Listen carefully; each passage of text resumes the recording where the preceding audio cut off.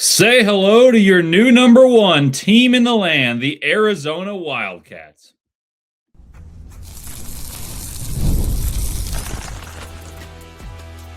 You are Locked On Wildcats, your daily podcast on the Arizona Wildcats. Part of the Locked On Podcast Network, your team every day. Hello and welcome into Locked On Wildcats, part of the Locked On Podcast Network. Now the number one sports podcast network around. We sincerely appreciate your guys' support. I'm your host, Leif Thulin, your resident college basketball guru, stats nerd, point guard by game, and ball knower by trade. And I'm excited to talk Arizona hoops and a touch of football with you today. Today's episode is brought to you by Game Time. Download the Game Time app, create an account, and use code LOCKEDONCollege for $20 off your first purchase. Terms and conditions do apply. Today on the show, I'm going to recap the dominant win over the 20th ranked Auburn Tigers within McHale. And I'll tell you what impressed me the most, revisit the keys to the game that we talked about prior and the ramifications of winning. And will Arizona have the number one ranking as I'm recording? That it has not been announced yet. And then we'll review preseason predictions and set new standards for the Wildcats after this dominant display. So let's dive right in. First things first, a little bit of football. Arizona is now ranked 17th in the college football playoff poll, just 5 spots out, if that's how you want to look at it, of the college football playoff itself, and is set to play SMU in the Holiday Bowl taking place in San Diego. Not too far a travel if you are located in Arizona to make it down to San Diego, and it'll be lovely. We'll break that matchup down more thoughts on the football season as a whole throughout this week. But today we're going to talk about what should be the number one ranked, top ranked team in the entire country, the Arizona Wildcats, after their pummeling, absolute demolition of the Auburn Tigers. Let's start with my takeaways. Arizona won by 29 points over a top 20 team that played the vaunted Houston Cougars to a 1-point game and beat St. John's, who was ranked 5th in the preseason. So this win should hold weight. I'll say this. I told you guys I wasn't very appreciative of what Auburn brings to the table. I didn't think they were that good early in the season. Then they played Bethune-Cookman, and I had a little bit of confirmation bias. But they've grown since then, and they've beaten good teams, and they have played Houston, who is still a very good team, one of the 8 I think can win a national championship, to a 1-point game. But Arizona demolished them. And you shouldn't say, oh, Auburn's bad for it. This win still will hold weight by the end of the season. And Arizona destroyed them. Arizona is too big, too strong, too connected. And when they don't turn it over, they're a buzzsaw because you can't score on them and they're going to score on you. The defense is fantastic. It's absolutely amazing. And there was stretches of this game where a team in Auburn that came in entering the game at 12th offensively on KenPom, 12th, and they couldn't hit the rim. Like, there are 4 possessions in a row. Arizona stole the ball with these half-court traps, mostly between Del Orso and Awaka. But there were also times where they forced difficult shots at the end of the buzzer, and they didn't even draw iron, hit the glass, airballed. And Arizona went on a 15-0 run and held Auburn to 0 of 10, and I think 6 of them didn't touch rim or barely grazed it at that. Not to mention turnovers. They did have a bad close to the half, and you're like, oh, man, they squandered what was a 20-point lead. It's only 12 right now. And then they open up with a 16-2 run to open the second half. And you think, okay, the first half was, 60% shooting from the field. Like, that's maybe not repeatable. You may not be able to keep them down as much as you did for that one dominant stretch. Oh, wait, they shot north of 60 in the second half, too. That was the best Arizona's looked all year. Confidence growing for all players. Mo Krivas looked assertive. The freshmen, namely Karchenkov and Burries, played with pace and poise today. Like, those guys look better. And both of them have struggled shooting the ball. Karchenkov hit a couple. Burries didn't hit any threes, but he scored 16 points efficiently. Like, that's all we've been asking for. And then the defense is so good. And then the thing I've talked about all year that's going to be consistent for the Wildcats is the dominance in the paint. Arizona's defense is so good. It's superb. And they're getting so much easier of shots than their opposition because of how good and how staunch their defense is, that Auburn and Tahad Pettiford in this case, who is all Auburn had in that game, had to force prayers. And they would have to shoot an astronomical astronomically difficult shot to and at an extremely high clip to stay with Arizona, because Arizona turns your bad shots into instant offense. And even if they don't do that in the half court, Arizona still gets what they want. They score from 5 feet and in. And Pettiford was all Auburn had. He scored 30. He was really good. Keyshawn Hall was a complete non-factor. The only thing that kept Auburn in the game as long as they were in it were Arizona's own blunders turning the ball over. And Arizona could get whatever they want from the get-go. They got high lows, offensive rebounds. The first bucket of the game was a tap back by Koa. And Auburn, statistically, I like to talk about offensive rebounds quite a lot. Auburn had more offensive rebounds than Arizona tonight, but it's because Arizona didn't miss. Arizona shot 61% in the game, the full game. So you're not going to have that many misses to collect. Arizona entering the game averaged 41% of their misses, they'd get the rebound.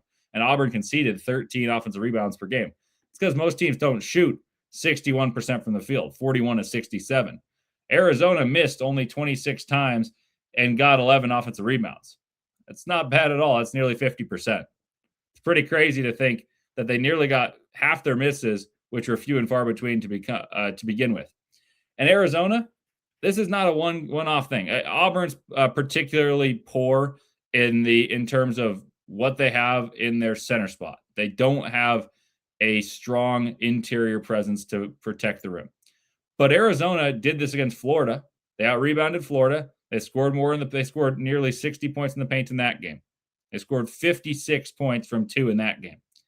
And then they out-rebounded UConn by 20. They out-rebounded UCLA. I'm sensing a pattern that it's not just Auburn being not big in the front court. Like, Arizona's enormous, and they're skilled, and they get to where they want. They execute. Arizona scores easily and defends unbelievably. That's the recipe. And they're huge, absolutely massive. They're 6'8" in the starting lineup, and they slide their feet. And the defense, to me, is right now better than the offense. And the offense is one of the best in the nation. And I predicted all season long they'd be top 10 because that's what Tommy Lloyd does. They're always top 10 under Tommy Lloyd. So let's test my eyes. My eyes say the defense is better than the offense. My guess is they're pretty similar on KenPom. And according to KenPom says Arizona is the 9th best offense and the 10th best defense.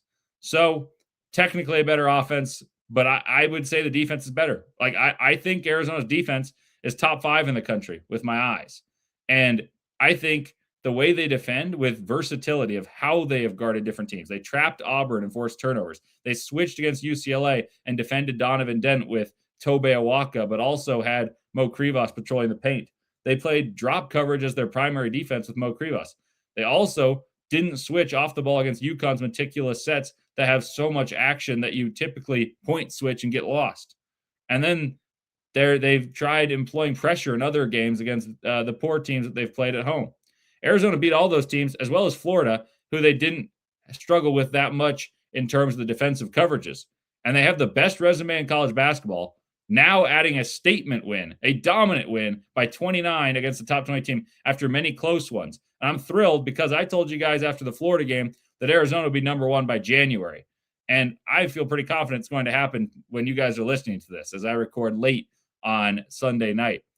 And I also said that they'd be top 3 after they play UCLA, when the same day I said on postcast for Florida.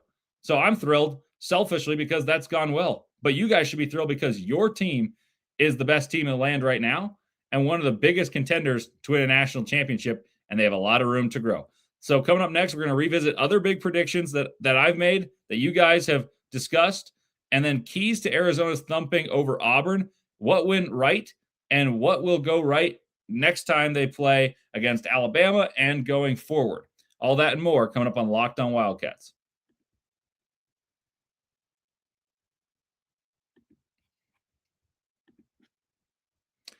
The World Cup is coming back to North America for the first time since 1994, and with 48 teams for the first time ever, it's going to be massive. But let's be honest, getting tickets is usually the hardest part. That's why Game Time, the app, is clutch. Finally giving fans a real advantage when it comes to snagging seats. With Game Time, you can track price drops in real time, get alerts when great seats open, and buy tickets any time they hit the app.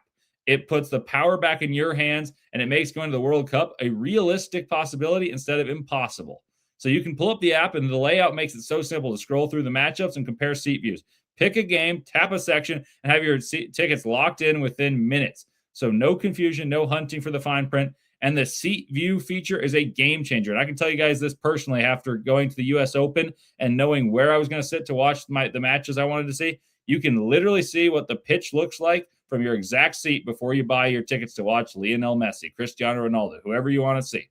So take the guesswork out of buying World Cup tickets and every match, concert, or event with Game Time. Download the Game Time app and create an account and use code LOCKEDONCollege for $20 off your first purchase. Terms apply. Again, download the app, make an account, and use code LOCKEDONCollege for $20 off. Swipe, tap, ticket, go Game Time.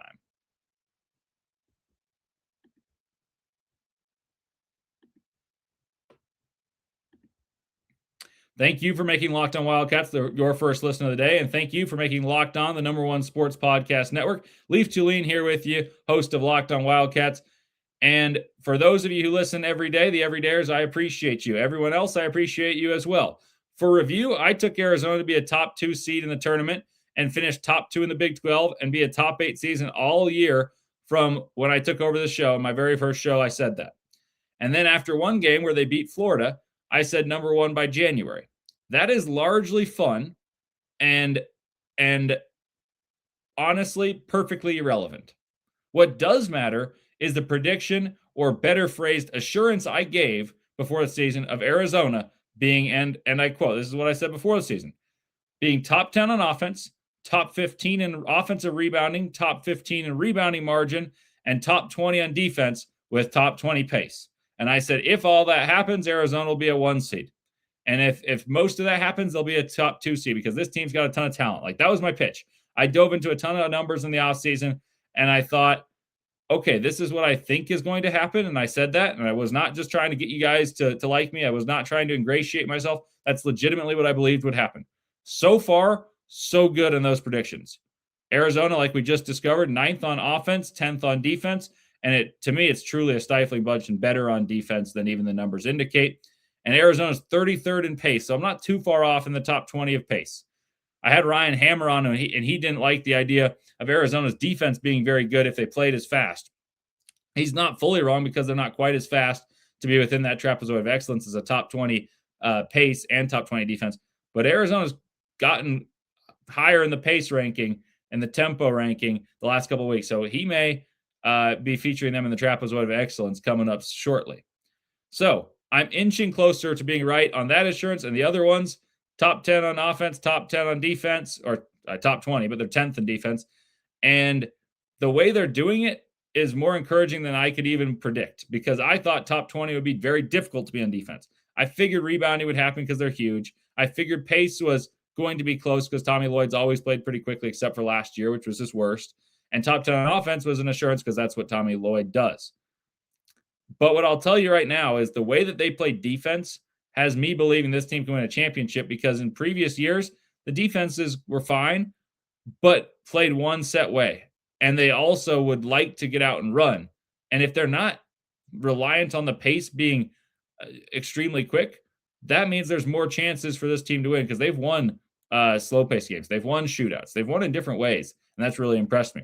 So the team they remind me of, I said before the season as well, that's why I'm revisiting, was Duke of last year. And I compared Koa Pete to Cooper Flagg and Braden Burries to Con Knipple. Those have not been 1-to-1, but they weren't in that assessment.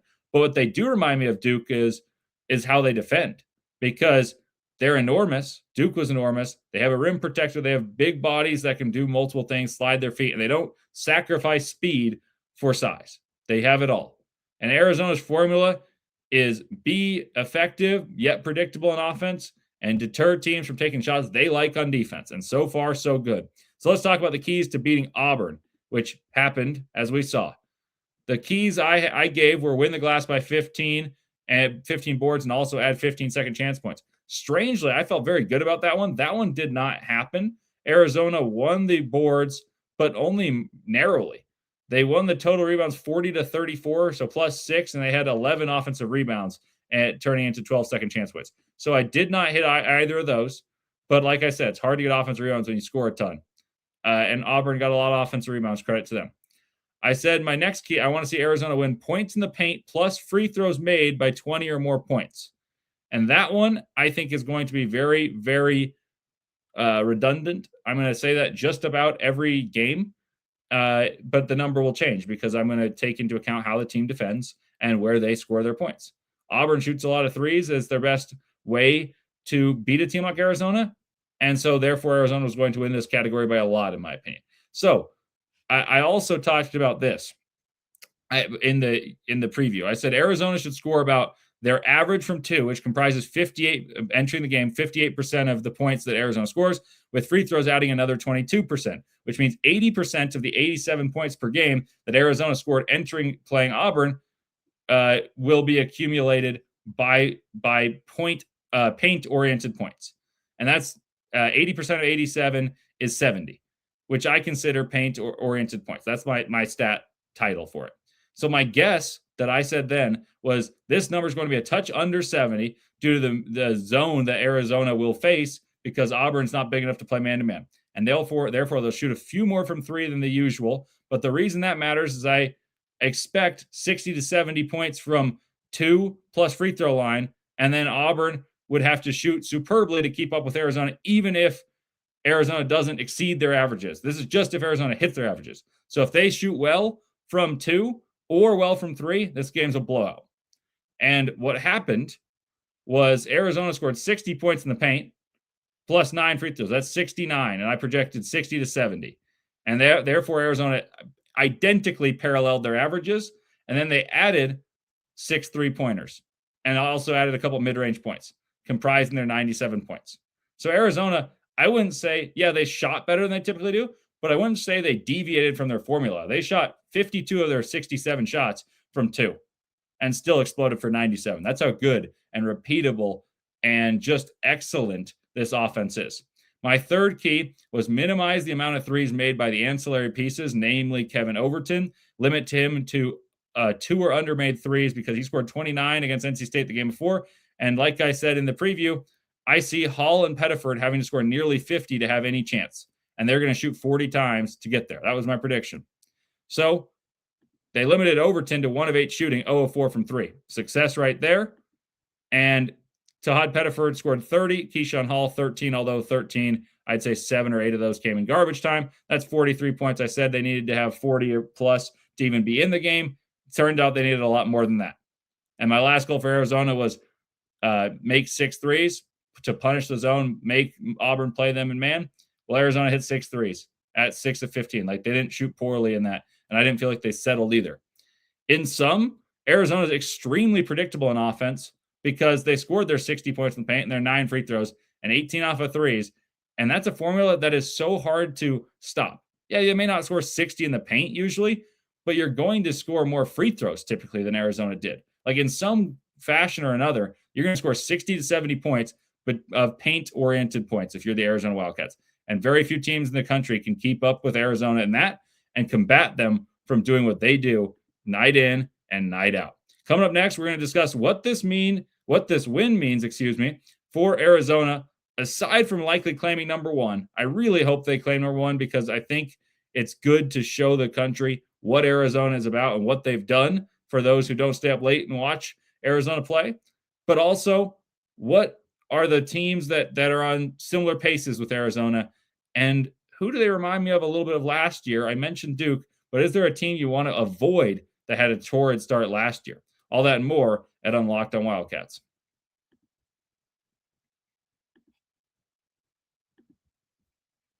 The holidays are always going to be fun, and the holidays always feel a little easier when you already know the perfect gift. And the Omaha Steaks make it almost too simple. Whether you're treating yourself this season or sending something memorable to family and friends, Omaha Steaks delivers handcrafted perfection right to their door. And this week, it's the best time to jump right in because their cyber sale is here and the deals are huge. The quality is exactly what you hope for. Incredibly tender steaks, rich flavor, and meals that make hosting weeknight dinners with family or celebrations easier as a whole. And it's the variety that goes underrated because you expect the steaks to be excellent, and they are. But there's burgers, comfort meals, sides, desserts, And it's one of those gifts that truly fits anyone in their appetite. Save big on unforgettable gifts with Omaha Steaks. Visit omahasteaks.com for 50% off site-wide and an extra 20% off your select favorites during this cyber sale. And for an additional $35 off, use promo code COLLEGE at checkout. That's omahasteaks.com, promo code COLLEGE. Terms apply. See site for details.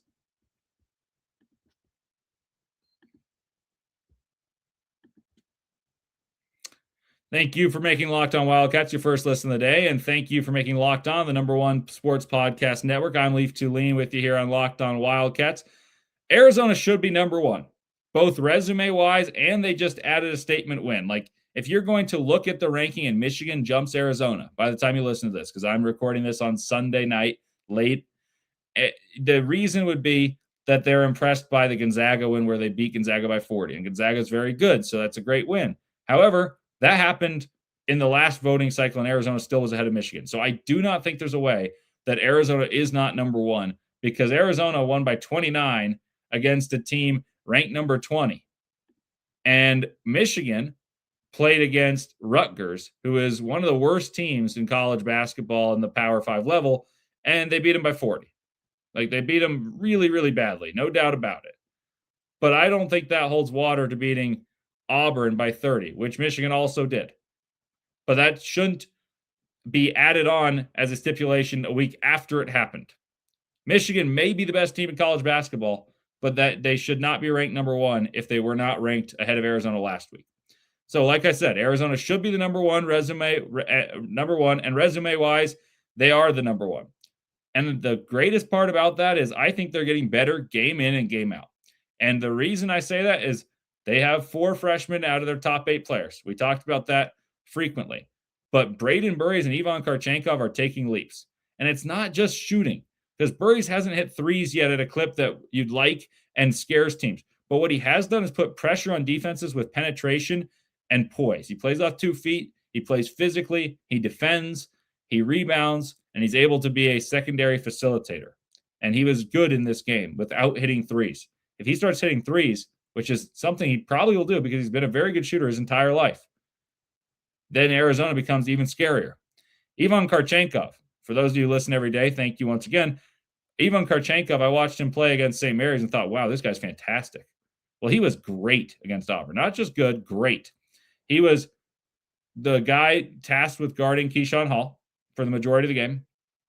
And he scored 12 points, added 8 assists, couple rebounds, and guarded the 22-point per game score to being a complete non-factor. It was a team effort on Hall, but like he deserves the lion's share of credit, I would say.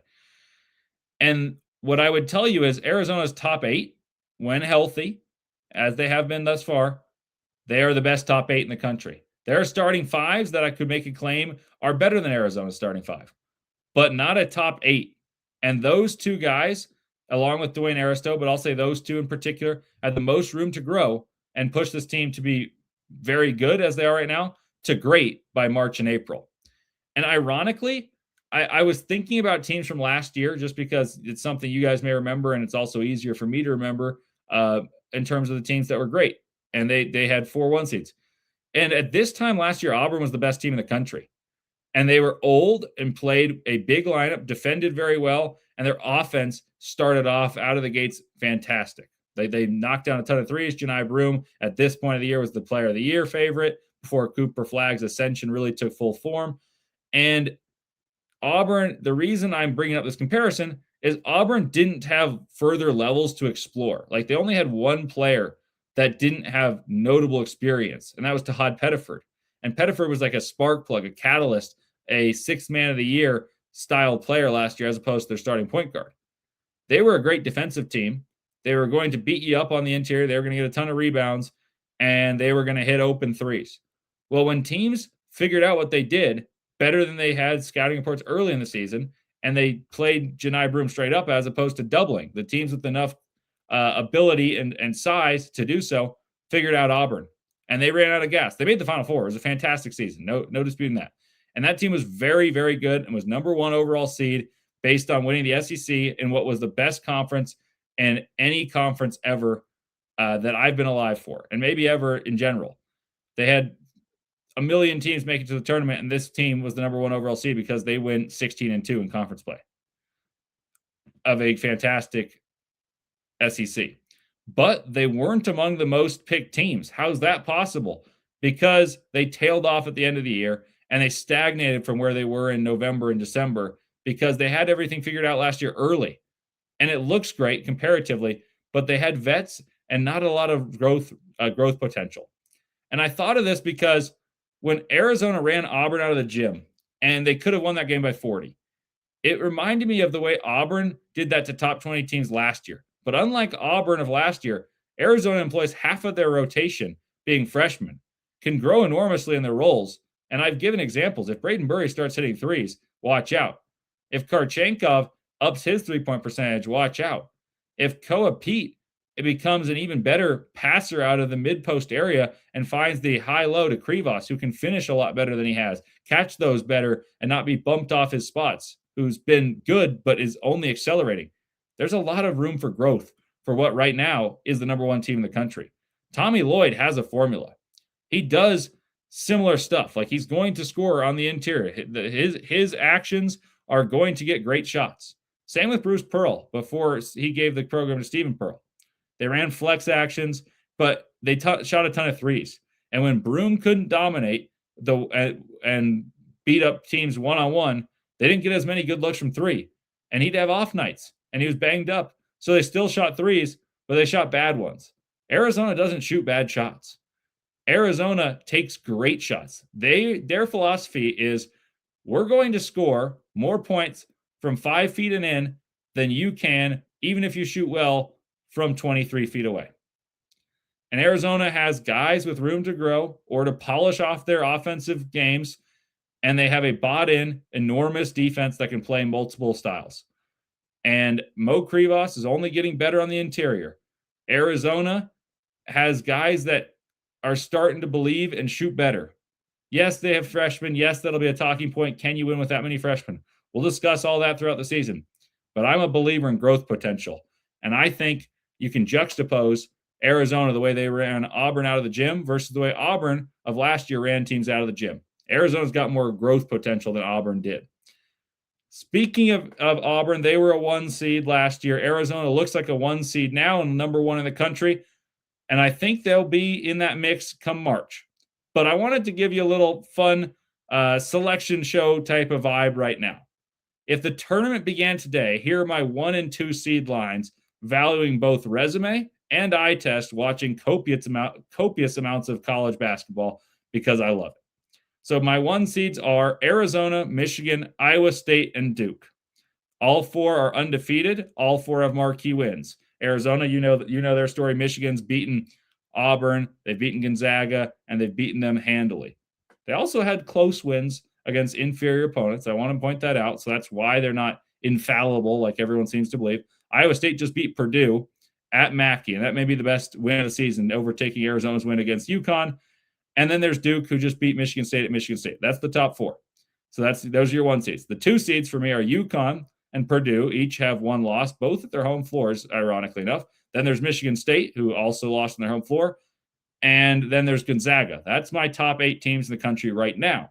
I mentioned I had 8 teams that I think could win a championship, and you notice those are not perfectly congruous.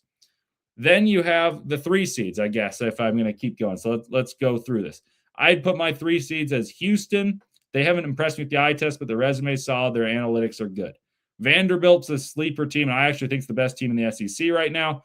Louisville, who is my last of my 8 teams that can win a championship. And then there's BYU, another Big 12 team to complement Arizona and Iowa State.